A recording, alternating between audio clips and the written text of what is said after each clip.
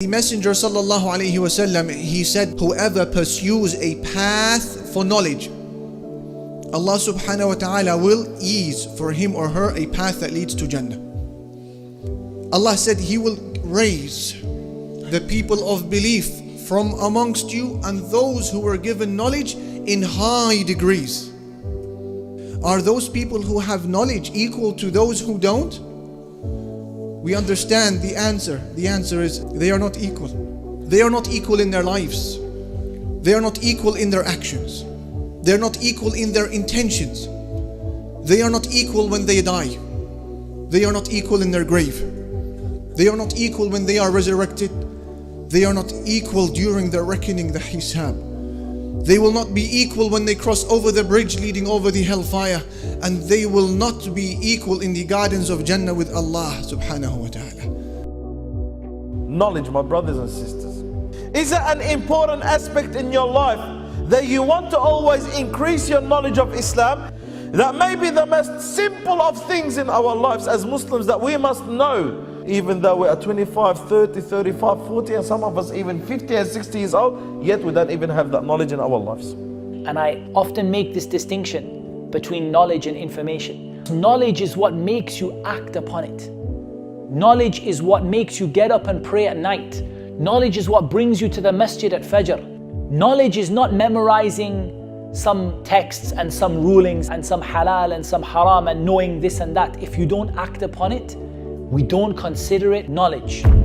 So it's really important that we understand that the fruit of the knowledge we gain is to act upon. There is knowledge that every one of us has to know, and there is knowledge that is not obligatory for every one of us to know. So as for the knowledge that is essential for every Muslim to know, then I think it can be best summarized by saying the 5 pillars of Islam and the details of them, and the 6 pillars of Iman and the details of them, and whatever is essential for you in your personal circumstances. And not just to know the pillars, not to know them by heart, but to know what they are. So to know how to pray, to know how to fast, to know when the zakah is obligatory and when to give it, to know what it means to believe in Allah, to know what it means to believe in the angels, to believe in the last day, to believe in the divine decree, to understand what that means. This is essential knowledge for every Muslim. This is obligatory upon every male and female, and every young person and every old person. And then what is also obligatory for them is whatever is essential for them in their circumstances.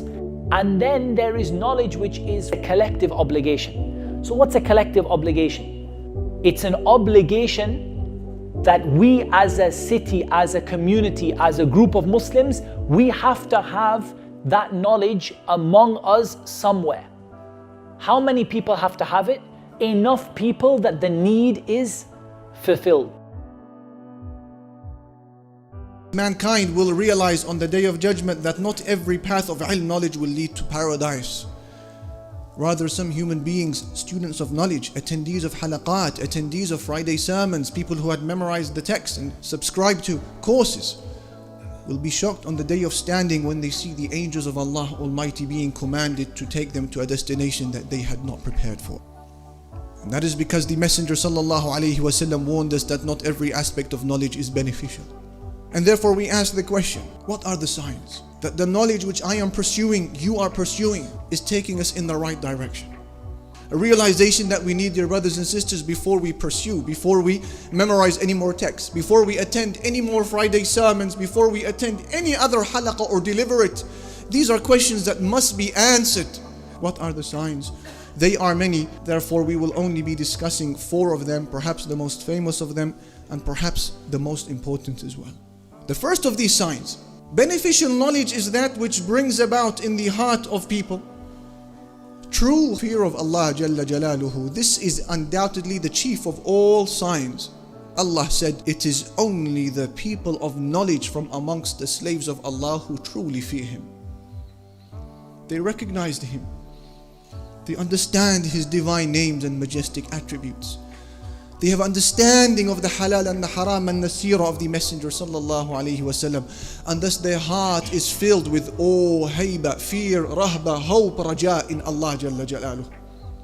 Abdullah ibn Mas'ud, he would also say, knowledge is not about memorizing many narrations. Knowledge is the fear of Allah subhanahu wa ta'ala. And Abdullah ibn Mas'ud would also say, sufficient is the fear of Allah as a product of knowledge, and sufficient is self-admiration as a product of ignorance. If the knowledge that you are amassing on a weekly or a daily basis, may Allah bless you, is not restraining you from missing salah or delaying it.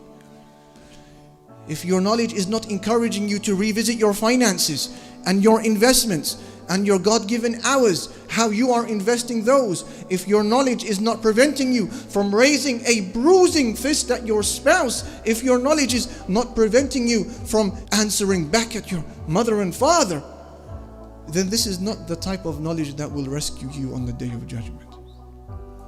Knowledge is that voice that you constantly hear in your head, in your heart, in your soul, speaking to you. Never leaves you. Always advising you. Rearranging your priorities. Managing your actions. Managing your reactions. Knocking sense into our heads. The moment we raise a hand to haram, or our eyes to haram, or our ears or wealth to haram, knowledge screams at you. It says, what are you doing? Don't you fear Allah? Have shyness of Allah. Where is your haya? This is the benefit of knowledge. It is such a loyal advisor. It is such an honest friend. Never leaves you alone. Taking you by the hand, introducing you to the majesty of Allah. Reminding you of His divine names and His perfect attributes. So that you never consider doing a haram, and when you do, your knowledge says, wait. It screams at you and it stops you in your tracks. This is the purpose of knowledge. And if a person's knowledge is not doing that for him, then it could be that you have fallen into one of the four categories that the Messenger sallallahu alaihi wasallam was very afraid of. He would say, oh Allah, I ask you to protect me from knowledge that doesn't benefit me. And I ask you to protect me from a heart that stays hard. And I ask you to protect me from having desires that never fill. And I ask you to protect me from a dua that you do not answer. A person whose knowledge does not cause him to fear Allah and change his life, his knowledge is of no use. His heart is hard. His desires will not be filled, and his dua will hardly ever be answered. Thus your knowledge may be growing, but is it causing you to grow? This is the first major sign of beneficial knowledge taking to Jannah, or knowledge that is taking to another destination. It's increasing you in the fear of Allah Jalla Jalaluhu. The second sign, beneficial knowledge is that which commands application there and then. It encourages you to do something about it immediately, without any delay. Imam Ahmad rahimahullah, he said, I have not written and memorized any of the narrations of the Prophet Muhammad except after I first apply it. Imam Ahmad memorized 1 million narrations. How many did he apply therefore? This was the purpose of knowledge according to them. Immediate application. How beautiful were the words of Al-Hasan al-Basri, who said, a person in the past, when he used to begin a path of knowledge, immediately you would see the influence of knowledge upon his eyes, upon his speech, upon his actions, upon his salah, upon his humility, upon his minimalism and rejection of dunya. Immediate application, not with the intention of teaching it to others, teaching it to himself, to save himself, to reform himself before anybody else. Sufyan ibn Uyayna, he said, if I was to spend my daylight hours acting like a fool and spending my night hours acting like an ignorant person, then what is the purpose of the knowledge that I am amassing? These are two signs for knowledge that is of true benefit. Number one, it brings about fear, khashya of Allah Jalla Jalaluhu. Fear that you feel within you. And the second of this beneficial knowledge is that it brings about immediate action. You see the change in your reflection, in your speech and your dress and your ibadah. The third sign that knowledge is of benefit and will take a person insha'Allah to Jannah is that it produces within this person a genuine sense of humility that is real. This person, when offered two choices, will always take the safer of the two options. This person not only stays away from the haram, but this person will also stay away from the doubtful gray areas of Islam as well. This person, because of his knowledge that has brought about humility, is also not afraid to say, sorry, I don't know the answer to your question. Listen to the description of Ibn Sirin, the Tabi'i. They said that whenever he would be asked about a question of halal or haram, his color would change, his demeanor would alter, and it would become as if it's a different personality that we previously knew. He was afraid to give an answer on behalf of Allah and His Messenger. Ata ibn Abi Rabah, he said, I have met people whom when they would be asked a question of halal and haram, their bodies would begin to shake, fearing that they will say something that will displease Allah Jalla Jalaluhu. They said whenever Imam Malik would be asked about a question of halal and haram, he would look like he was a man who was standing between paradise and hell. This is the third sign that knowledge is of benefit. It produces real humility. You don't see yourself as great. As for the fourth, and we will conclude with this, beneficial knowledge is that knowledge that causes you to run away from fame. You fear the praise and admiration of people because you realize that an atom's weight of self-admiration can cause mountains of good deeds to come crashing down on the day of judgment. So the people of beneficial knowledge, they run away from fame.